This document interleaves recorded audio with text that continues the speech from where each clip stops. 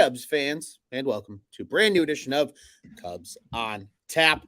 Not the usual pep in the step today, Tyler. We had to change the hat a little bit today. The chain has been fired into the sun because I don't know where the hell it is right now. It was just one of those days in Cubs baseball. Cubs lose 7-3 to the piss poor Rockies. And Tyler, how are you doing today before we get into everything baseball? Ron, I'm drinking it. This is last show. This was a happy beer. This was a victory beer. Today, this is a just sad, kind of beer. You know what I mean? Like we talked about before the show. You've had a week from hell already, and it's only Wednesday. One of those kind of beers. You get home after a long, just bullshit day of work, and you're just like, ugh. And that's just what I'm feeling right now, man. We weren't high enough, I guess. Yeah, I feel that, man. I am in the same boat. I will probably be joining you. Unfortunately, I didn't bring a beer with me. Silly me. That's mistake number one. But you know what, Tyler? You know why I forgot that? I'm in the dog days of September, and unfortunately, I think this Cubs team is too. Yeah. And the last two games, especially, but even today, was a really good example of that. Quickly in the comments here, Bernie. F the Rockies. Agreed. I'm happy we don't have to see them at Coors anymore this season. Obviously, we'll see them at Wrigley almost a week from Friday. They'll be at Wrigley Field. So, they're coming. They'll be here soon. But things are a little different at Wrigley than at Coors. The ball don't fly so well for some of these hitters, and ideally, things will go better for the Cubbies. But Tyler, let's talk about today's game, because from the jump, right? Obviously, Tyone gave up the 5 runs, only 3 of which were earned, though, which is kind of where I'm going with some of this. Mm-hmm. You had a couple of decent offensive performances from individuals, but as a team, only 3 for 12 at runners in scoring position, left the bases loaded multiple times in this game, and gave up way too many home runs. Rockies hit what? Yeah. 4 homers, 5 homers in this game. Felt like more. Yeah, ball go far. In this case, the Rockies went far, getting those 7 runs in this one. Tyler, it feels like, and let's get into it, because you brought it up a little bit too in our pre-show discussion. Everybody's pointing the finger at David Ross. Yeah. Right now. Oh, this decision from David Ross was dog shit. Oh, this decision here was not right. Oh, stupid coaching and blah, blah. Yeah, oh, blah, blah, blah. But unfortunately, it seems to more so be a result that these guys just aren't in the game, it feels like, mentally. You know what I mean? Like, guys are going up with great plate appearances when there's nobody on base, and then all of a sudden you get bases juiced. To me, this series was the classic example. The guys were not trying to take what the Rockies gave them and do too much. Yeah. And then when they got a lead, because it happened multiple nights in this series, actually all 3 games, the Cubs got a lead, and then it's almost like they forgot how to close teams out and ultimately pissed away a couple leads. Obviously, they lucked out on Monday. But right now, that's 2 games in a row now where mental mistakes. Yeah. Haps' error today was very costly. Ended with a 2-run shot, gave the Rockies the 5-3 lead. They never looked back. And yesterday, right, Juice and Nick talked about it on last night's show, running into outs on the base paths. Themselves out on the bases. Which is the dumb shit we saw a year ago. Yeah. Tyler, it's like this team, I get it. It's a marathon. It is. We all know that. But it really feels like this team is starting to sputter at a wrong time. And you hope it's just a blip on the radar. You hope it's, being at Coors and the altitude, and you hope it's all of that crazy shit. But you got a well-needed off day coming tomorrow on Thursday. They really need to look themselves in the mirror and say, we cannot beat ourselves when the Diamondbacks are on the schedule here in a couple days. Because, I agree. There's really not much from these 3 games, honestly, where me personally can sit here and say, like, I can't point the finger at David Ross and be like, his decision-making in these 3 games is why they lost the 2 out of 3, because, just stupid mistakes. You get bases loaded less than 1 out, and this is the time of the year. I get it. Baseball is a marathon. Baseball, It has its ups and downs. It's a contest. It's just a who's the streakiest and all that kind of stuff. But this time of the year, September, middle of September, when we're not guaranteed a playoff spot. The more and more this month goes, it looks like Milwaukee's locking up the division. We're not guaranteed a playoff spot. You've got to capitalize in these situations. And Ross said it the other day. I know people wanted to crap on him for making it was an out of context quote from David Ross talking about how now is not the time to develop players. And he's right. He's exactly right. And I think there was people out there last night that just wanted to shit all over David Ross because of that. And he's exactly right. He's exactly right. Now's not the time to do that. Now's not the time to be making just stupid boneheaded plays. And when you get two big fat time opportunities to blow this game open twice, you've got to take it, especially this time of the year, because face a team. You like you said, you've got Arizona coming this weekend. Arizona is chomping at the bit. They're pissed off because they didn't sweep us this past weekend. They're chomping at the bit to win this series this weekend because, as you know, the second wild card spot is obviously better than the third you get in that third wild card spot. It's almost like you're in that chase. Oh my gosh, I don't want to be last. I don't want to be last. And if they're not careful, that's where it could be headed. But like we said, you can't blame this on Ross. Can't do it. No, you really can't, because Tyler, at the end of the day, it comes down to execution, right? Like, yes, obviously the manager pulls the strings of the bullpen, pulls the strings of who's playing where and pinch hitting situations and things like that. But David Ross can't take the bat and hit for these guys. David Ross can't, take the ball for these pitchers and throw strikes. These guys got to execute. In the last 2 days, unfortunately, it's a matter of poor execution on part of the Cubs. Yeah. And mental errors arguably cost them both of these ball games. And when you start getting shit like that, and it's one thing if you lose a hard-fought series to a good baseball team. But I think that's why a lot of Cubs fans, as of Sunday night, Tyler, were saying, all right, whatever. The Cubs lost 3 or 4 to the Diamondbacks, but Diamondbacks are a good ball club. Diamondbacks are on their heels right now in the last wild card position. But when you go to Colorado and you play the second worst team in all of baseball, and you get beat 2 out of 3, and we're on the brink of getting swept 2 out of 3, or in a 3-game set, pardon me. Yeah. And let's be honest. Let's be honest. That Monday game, Fulmer got a little lucky. I mean, considering the guy only threw 2 strikes and somehow got us out of that inning. They're lucky to be leaving Colorado with at least a win. Yeah. And I know it sucks to say that. And I know Sunday night, you talked about it as far as I get it. Colorado, it's a difficult place to play when you're on the road. But at that same time, like we said, you've got to come into this series with just the pedal to the metal and just prepared to make the right decisions and to capitalize just on when you get a freaking fat cookie, you take it. Take it. Yeah, and just taking what a team gives you too, right? I think today with the bases juiced was examples, right? Because you got guys up there just trying to hack at everything. Yeah. Everybody in this whole series, and Sutcliffe even brought it up, I think, on the broadcast one of the 3 nights, just saying, like, it seems like every time the guys he brought it up today. Yeah, brought it up today. Yeah, because every single time they're up at the plate, it feels like they're trying to hit a home run and not just hit a fucking baseball. Yeah. Well, and the crazy thing is the first 3 innings, it felt like they had changed their approach from the last 2 nights. It 100%. Felt like that, especially that first inning, taking good at bats, Patrick Wisdom worked an awesome walk. He was down 0-2 and turned around and got a walk out of it. Ian Happ had a nice oppo hit to right, I believe, to lead off the next inning. You score 2 more runs in the third, and wham, bam, there you go. You think, man, this is going to be an easy win. Yeah.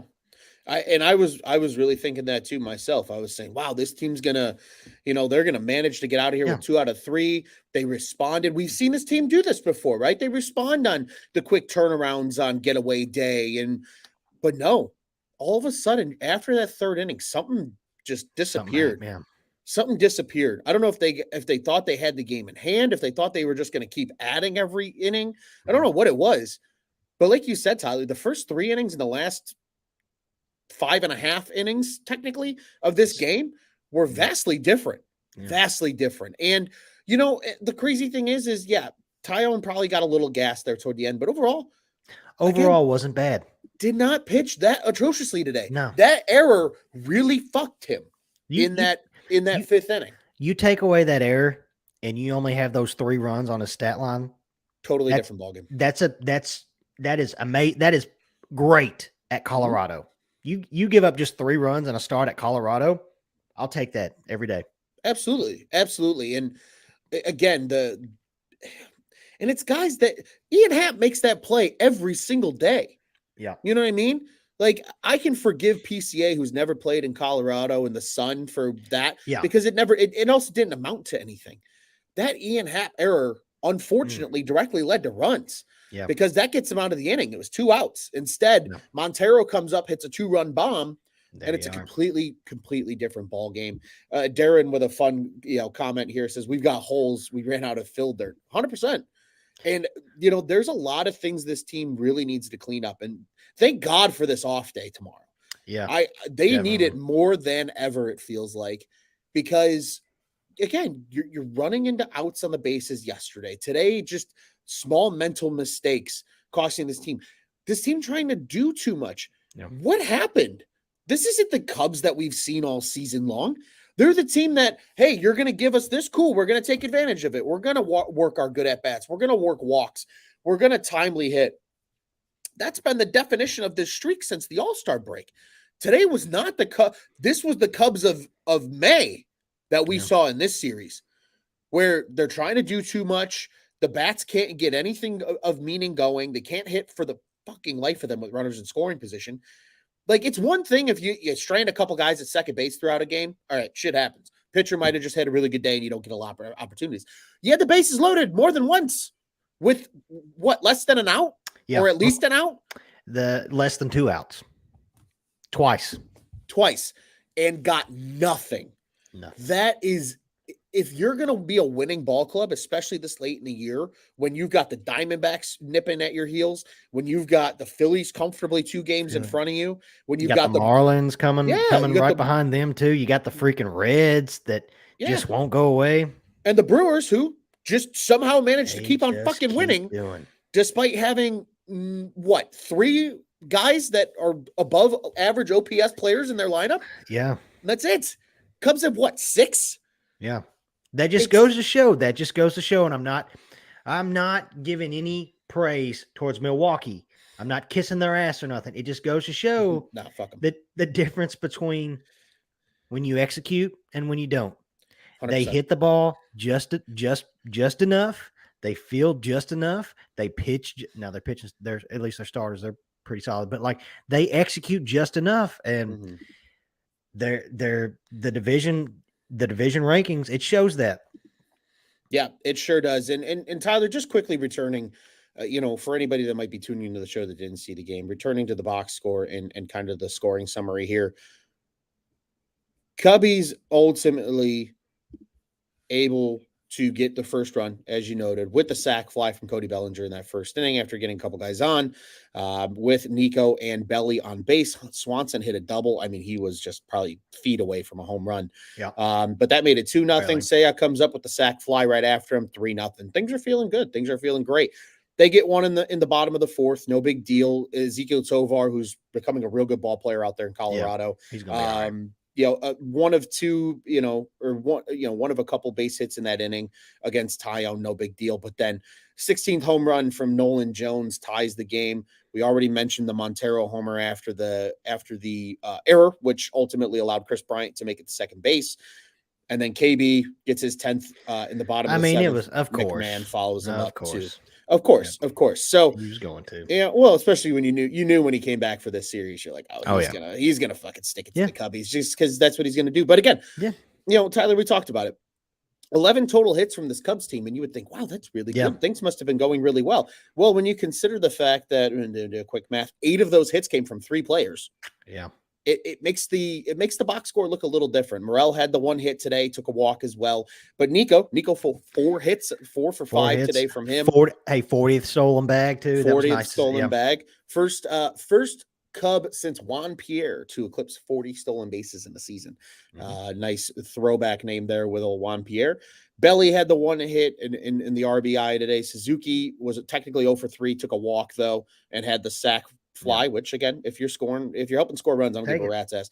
Ian Happ with 2 hits, Miguel Amaya with 2 hits. The rest of your lineup didn't do jack shit in this one. And it is just really, really, really frustrating. But Tyler, speaking of frustrating, I think Cubs fans in general are frustrated a little bit with Hayden Wesneski.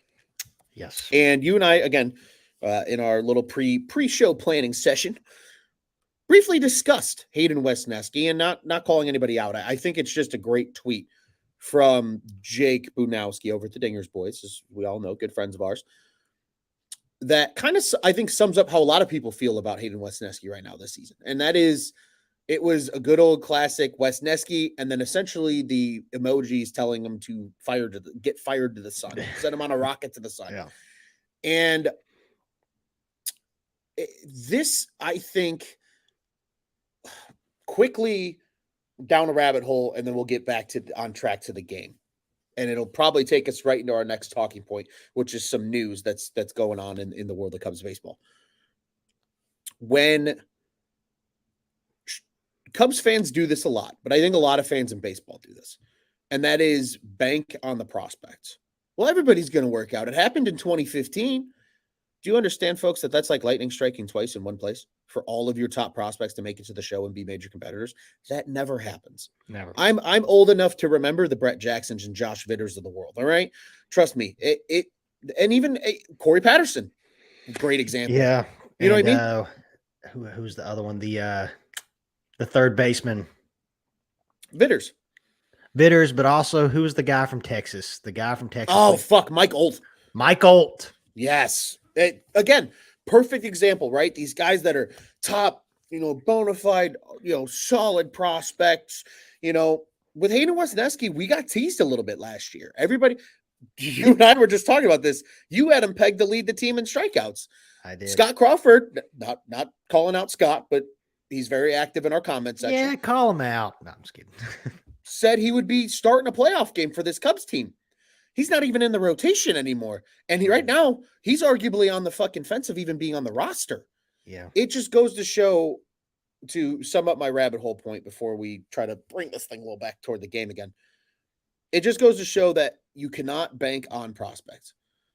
When you're, the Cubs shouldn't pay so-and-so because they got so-and-so. Like my favorite thing this year, and don't get me wrong, PCA I think is going to be a stud. I think he's the one prospect that's for sure going to work out. He's going to be a great ball player. I'm not really worried about that. But my favorite thing in the world is, these people who are like, sign Belly, but just exclusively play him at first. And I'm like, why? And they're like, well, because PCA is going to be up with the team right away next year. And I'm like, how the fuck do you know that? Yeah. I say sign Belly because he's a Gold Glove outfielder. And then if you have to push him to first because it's a good problem to have, then you do it. Exactly. Enough of this banking on every prospect's going to work out shit. Look at Brendan Davis. Yeah. And that kills me. That one hurts. Yeah. Because I'm a big Brennan fan. Yeah, you are. And that wasn't even like just him not being able to figure it out. He just couldn't stay healthy. Exactly. But the best ability is availability, folks. Yes. In sport, that is the number one thing. I know a lot of people give Ian Happ shit. Ian Happ has barely missed a fucking game the last 2 years. Yeah. Unless it's like a designed off day. Mm-hmm. That's great. Cody Bellinger, we saw his absence and how much that hurt this team. That's why Dansby Swanson was probably the choice the Cubs wanted. The dude's an Iron Man. He played what, 100 and or what was it? He played he was like all but 2 games. Yeah, over the last like, 2 I want to years. say it was like 160 games the last 2 or something. It was some crazy. I think he played 162 in a season and then 160. That's nuts. That's super rare. It just goes to show that enough of this all these guys are going to be surefire hits. We don't need we don't need to pay so and so because of this. We can move on from Seiya because Canario is going to be a stud. We don't know that. We don't know that, right? So and again, reeling it back in now, right? This Hayden Wesneski role for him, I don't even know what his role is, Tyler. Yeah, because I will say it's not that he's been awful. No, like before today, he had like a 2 point. It was below a 2.5 ERA, but like he's had his moments. Like he had that Cincinnati game where he looks solid. But like I know you're probably going into, he has these moments as well where he just, when you really need him to be that shutdown guy, hey, we need you to stop the bleeding. We need you to stop the bleeding for this inning and a third, inning and a half, whatever. And he's had his moments where it's just not been there. Yeah. And the crazy thing is, Tyler, too, so far on the year at the major league level, in the month of September, he has been good. Today was, obviously a time when you needed him to keep you in it, and it didn't work out so much. But for this month, he has a 3.12 ERA for the month of September. And in 2 appearances, he only made 2 appearances in the month of July. He had a 2.25 ERA, and only 4 innings of work. He gave up 1 run, whatever. Every other month this year, Tyler, he hasn't had an ERA below 4. Yeah. It's hard when you have the guy start the year as a starter and then it doesn't work out and you try to peg him into something that he's not ready for. Yeah.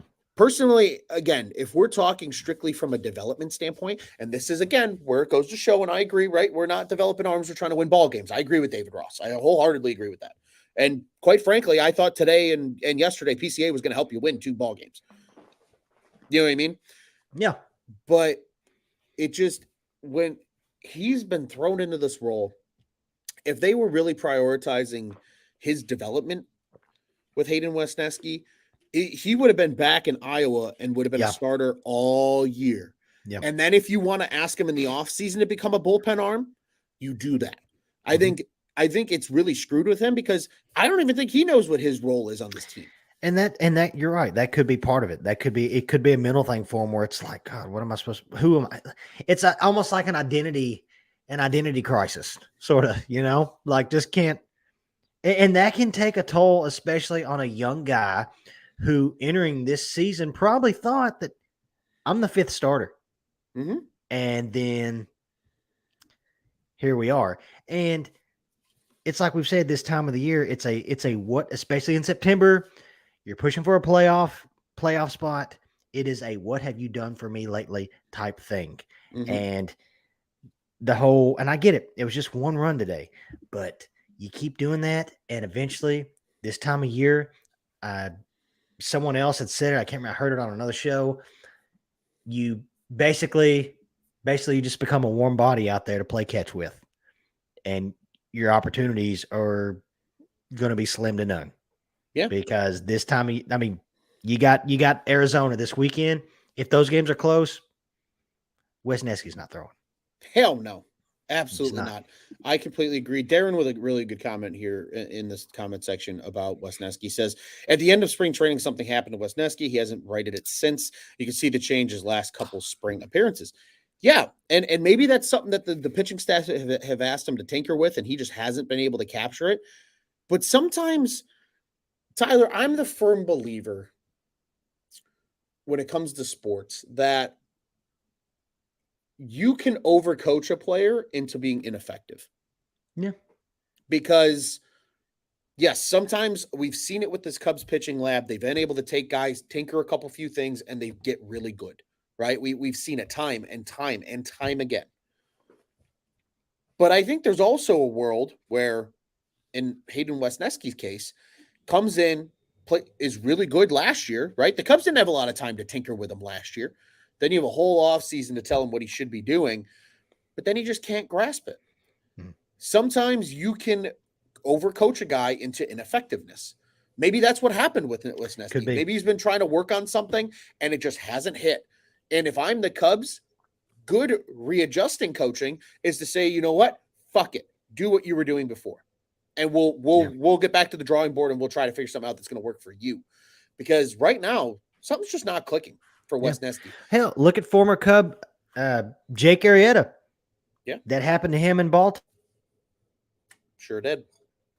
Came over to Chicago and basically told him, hey, go back to doing what you were doing. And, the rest is history. But, yeah, I mean, it could mess mentally. It can take a toll on him. And, it's got to be, he goes out there, that freaking stat line out there on the big scoreboard. Everybody sees it. He sees it. And it's like, fuck, Mm-hmm. So I don't know. Kind of like you said, it wouldn't. Maybe a trip back down to Iowa. I mean, even though this is the end of the year, pretty much, I think they only got like a week left. I don't know, man. It just something's not there. Yeah, and it's unfortunate. It really is, and it's funny too. All three of the guys that pitched before Boxberger in today's game, guys that struggle with giving up a lot of fly balls and get hit hard, and they were playing at Coors, which is never great. But again, you got to execute. You got to execute, and of course, it ended up backfiring. Tyler, we've touched on everything today. We touched on the hitting ineffectiveness, the defense, just the overall attitude of the team, the pitching. Any final thoughts before we talk a little bit about the news cycle here for the Cubbies? Yeah. I think, like you say, you take advantage of this off day. I think today, this is why you get a guy like Dansby Swanson. I think a guy like Dansby in that clubhouse, he gets everybody together and he's like, guys, look, we know who we are. We're better than this defensively, offensively. Obviously he's been there. He's done that. And I think he gets them together and be like, look, we're better than this. We know it. Let's just erase this series and come into Friday just ready to go. Like it's freaking opening day and you're ready to just ball out. And I think that's part of the reason you get Dansby Swanson anyways. And I think you do that. And yeah, man, we've got to capitalize this weekend. Sure do. I have no better way to say it. I think that's a great point. And like you said, right? Play like it's opening day. We're gonna throw out a good old Nick Castellanosism here, and every day is opening day. Treat it as such. Reset, new start, get it going. Tyler, let's talk quickly here about Marcus Stroman. Ironically, the last time you and I were on the microphone, we also talked about Marcus Stroman, more so that he could come back and be a reliever. Now there's, I guess, more development on top of that original point that he is pretty much told the Cubs, told Tommy Hotovy, who was on 670 The Score today, that he will take on whatever role the Cubs ask him to play. You want me to come out of the pen? Cool. You want me to start? Cool. You want me to do whatever? Cool. And you had an interesting thought, which was one I actually thought about writing up the article over at ontapsportsnet.com today. With Adbert Alzolay on the shelf, would you tell Marcus Stroman you're going in the bullpen and we might throw you out in the ninth because we need to get through, and just let him go back there? And because here's the thing is like, stroke close. But there's also this thing with Stroman where like you don't know what he's going to be out of the pen. Yeah. But what are your thoughts? I have thoughts. I'm going to reserve them. I want to hear from you first. Well, I don't hate it. I don't hate that idea. I know I was looking through his stats, his career stats, and he's only made, it was either 3 or maybe 6 relief appearances, and they were all back in 2014 in his rookie year. I don't hate it. Kind of to go back to what we were talking about with Wes Nesky, at the very least, you could give him that role of that 6th or 7th inning, innings eater. You need some outs. But at the same time, you watched Michael Fulmer on Monday. You definitely don't want him closing. Julian Merriweather, I like Julian Merriweather in that 7th, 8th inning role. I like him right now. I like him in that 8th inning role because Mark Leiter Jr. hasn't been Mark Leiter Jr. like lately. With that being said, I wouldn't mind him like in the 7th. I mean, why not? Why not at least try it once? Because he's got the stamina. I don't know how he feels. I mean, and obviously they're going to sit down and talk to him about, how would you feel about throwing on back-to-back days? Mm-hmm. Don't hate it. At the same time, because with Adbert, I'm not a doctor, but a forearm strain makes me wonder if we're even going to see him at all the rest of the season. I don't know, but I wouldn't hate that idea. Why not try it? Yeah. No, and I completely agree. Why not try it? My, I guess, for lack of a better term here, Tyler, with the Stroman thing is, if you told them, all right, you're coming out of the pen, I think coming out of the pen is going to be the most effective form of Marcus Stroman. Yeah. If he's truly up for it, which to me, Marcus Stroman strikes me as a guy who can adapt pretty quickly and say, hey, look, if that's what I got to do, let me throw a couple of bullpen sessions as if I'm preparing to be a reliever, and we'll go from there. Yeah. Because to me, I don't think there's enough time to stretch him out to be a starter right now. No, and I don't like the idea of using him as a opener for, let's say, 2 innings, and then you've got 7 innings to figure it out with your bullpen. Fact. I would much rather them trot out the starting 5 that they have right now, even including Tyone, because again, Tyone was not atrocious today. He gave you a chance to win. They just did a lot of stupid shit that screwed up their chances today. I would rather them trot out the current starting 5 that they have rather than trying to work Stroman in, like you said, to be an opener. Because to me, Stroman's not going to be able to go 6 innings coming back. He hasn't pitched since, hold on. July 31st. July 31st, Cincinnati. Yeah. So it's been a month and a half. Yeah. I mean, you don't come back after a month and a half and probably throw more than maybe 4 innings. No. Yeah. Like, and quite frankly, we're not at a point in the season where you can give him that time to work up to 6 and 7 again. Yeah.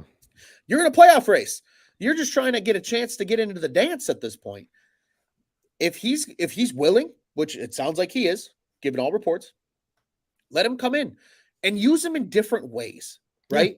You could tell him that, hey, Stro, today you're available more as like a we need 2 or 3 out of you type guy, potentially. And he's like, all right, cool. And he throws his normal stuff. But if there's a game where it's late and maybe the next 3 guys coming up have seen Stro and they're not good against Stroman in their careers, you tell Stro, hey, buddy, 9th is yours. Yeah. But when you're out there, go ahead and throw gas, right? Yeah. He doesn't need to preserve himself to go 8 innings. Let him throw 15, just the hardest he can throw. Yeah. Maybe some of that movement is even crazier when he's throwing with more gas. Give him the last 2 innings, even if that's the case. He gets out of the 8th pretty easy. Hell, fuck it, throw the 9th too, man. Yeah, I think there's multiple ways they can use him out of the bullpen where, quite frankly, he's going to be a better option than some of the guys that you currently have in there. I agree. We just talked about, Hayden Wesneski has looked lost at times this year. Overall, Drew Smyly has been good in the pen, but today he got banged up with the solo home run. He's been good at a limited, a limited role, which goes back to, if you use Stroman as that opener and he only makes it through the 2nd inning, then do you really trust Wesneski? Do you really trust the combination of Wesneski and Drew Smyly to get you to the 7th inning? No, not really. I agree wholeheartedly with that. So that's where I stand on the Stroman stuff. It'll be interesting to see because reportedly, we talked about it. They were talking about September 15th. That's Friday. Yeah. If he's coming back, we'll probably start to hear whispers tomorrow on the off day, if I had to guess, if it's truly true or not. Any official roster move probably won't come until probably after business hours, quite frankly, on Friday, given that it's an 8:40 start on Friday night in Arizona. Quickly here to the comments. Darren says, sadly, with no Alzolay, he thinks it'll be closer by committee till the end of the season. Yeah, I completely agree. I don't know if there's one guy that I think he just rolls. I think Ross just rolls with the hot hand at the moment. Yeah, I agree. This especially this next weekend, this coming up weekend is basically it's kind of like a playoff series. Yeah, it really is. And you know what, Tyler? I think that's a great way to kind of steer the conversation toward Friday's game and the start of the series with the Diamondbacks. Colorado's in the past. We don't got to be at Coors anymore this year. The Rockies are starting to plan their off-season trips already. Cubs are not, because they are expecting to be playing October baseball. But a 7-3 loss here on Wednesday, getaway day, is not great. Cubs drop the series to the Rockies. But as we noted, Tyler, they open a 3-game set with those trailing Diamondbacks in the wild card standings for 3 games over the weekend at Chase Field in Phoenix, Arizona. On Friday, September 15th. It's an 8:40 Central Time start, as we mentioned, and it's currently the TBD as the who's going to pitch. We do know that Arizona is throwing Gallen today and are throwing Kelly tomorrow. So we do not see Cubs will not see either one of those guys in this upcoming series. So to me, this is the better opportunity, humbly, that if you're going to take 2 out of 3 against the Diamondbacks, this is when it's going to happen because you don't see their 2 best pitchers. And Tyler, it's the streak buster. It's the slump ender.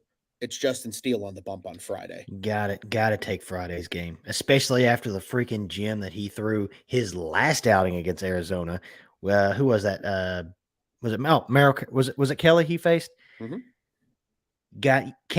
You cannot have back-to-back losses with him on the mound.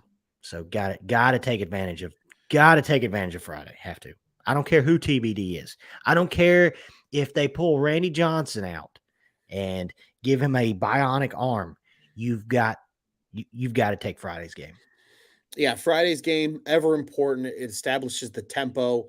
And again, you're going into Arizona. You'll have the off day to reacclimate to being at lower altitude. All these games at weird times, too, for those that are curious. The boys will be back Friday night. I see the boys as a general statement.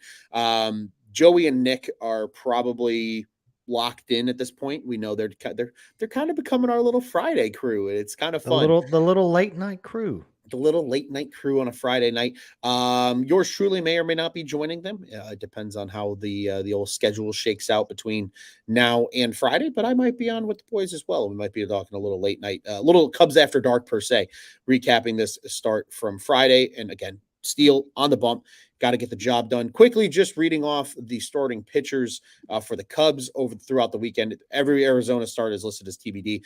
Saturday's a 7:10 local time start with Kyle Hendricks on the bump. Sunday is a 6:10 start with Jordan Wicks on the bump. It is ESPN Sunday Night Baseball as well with the Diamondbacks and Cubbies. We should be live after the ESPN Sunday Night Baseball game with a full weekend recap of Saturday and Sunday's games. As we mentioned, the boys will be live Friday night after that one. Tyler, obviously, you said they need to get the win. How do they get the win? What are you looking for out of this Cubs team as they look to rebound on Friday? Well, you know what you're going to get out of Justin Steele. I mean, it's automatic. With that being said, it's basically the exact opposite of what we just talked about. You've got to capitalize in the opportunities that they get. I don't care if it's the first, even if it's the first, second, third inning, whatever it is. You get those opportunities. Runner on second base, no outs. You've got to score them. Mm-hmm. I get it. Baseball's a long season, like we said, but this time of the year, I'll repeat it 50 times. You have to capitalize in these situations. It's the basic fundamental things that you hear about even when we all played ball in school and everything like that. Like, you've got to capitalize on those situations. And if they do, you've got Justin Steele on the mound. I believe Friday night might be a good night. I agree wholeheartedly. Don't beat yourselves and rely on your ace. I think that's the message for Friday's game. I'm right there with you. Tyler, before we close this thing down, do you have a fly the W pick for us for this upcoming Diamondbacks series? I think that this guy's pissed because he didn't get a hit today and he's been smoking the ball. I'm going with Seiya. Got to go with Seiya. I like it. Tyler, am going to take a little bit from what you said as kind of some closing thoughts to that Rocky series. You go get Dansby Swanson for a reason. Yes. Right? The guy's the ultimate gamer. The guy is the ultimate, just when you need a big hit, he comes through. Hey, people forget Arizona was his first team. Yeah, he was drafted by the Diamondbacks, number 1 overall. A lot of people forget that. Was involved in the infamous Shelby Miller trade, if I remember correctly, that sent him ultimately to Atlanta. And obviously he became what he became with the Atlanta Braves. Tyler, I'm going to go ahead and take Dansby to have a big series in Arizona, where his MLB journey started as a Diamondback prospect, and then obviously where he was ultimately flipped. So I'm going to go take the leader the bona fide leader of that Cubs clubhouse is my Fly the W pick. I like it. Ladies and gentlemen, as we mentioned, we will be back Friday evening. No show from us on Thursday, the off day. We encourage you guys to enjoy the day off, enjoy the hopefully decent weather still wherever you're at as we start to get into the fall months now, and truly fall weather. It's been like that, at least in the Chicagoland area. Tyler, I'm sure by you it's still a little bit steamy, a little bit warm. A little bit. Little bit, yeah. So, encourage everybody to enjoy. But again, the boys will be back. At least 2 of us, maybe 3 of us, on Friday night following that late night game. Excuse me. And then we'll be back with you guys again on Sunday night following the ESPN Sunday Night Baseball broadcast. Tyler, before we get out of here, as always, reminding everybody, Cubs on Tap, one of 2 official podcasts here covering the Chicago Cubs at On Tap Sports Network. Check out our friends over at the Dingers Podcast. They were live on Monday night. They'll be live every Monday night the rest of the way. Lots of off days, especially on Mondays here to close out the season. So you will exclusively hear from the Dingers boys on Mondays for the next couple weeks. They go live right around 8:15, 8:30 every single night Central Time here on the On Tap Sportsnet YouTube page. If you want to listen along or any of our shows, you know the drill. Like, subscribe, hit the bell button. You'll know when all of our shows go live. Be sure to follow them at Dinger Cubs on the socials. Follow us at Cubbies on Tap, CUBBIES. I am at Loose on Tap, at Teddy Freddy 270, at Juice on Tap, at Nick _ on Tap, at Joey Knows Nothing, Apple's Guy Rob. You know the drill. Follow the whole crew at Tyler Smith ISL as well.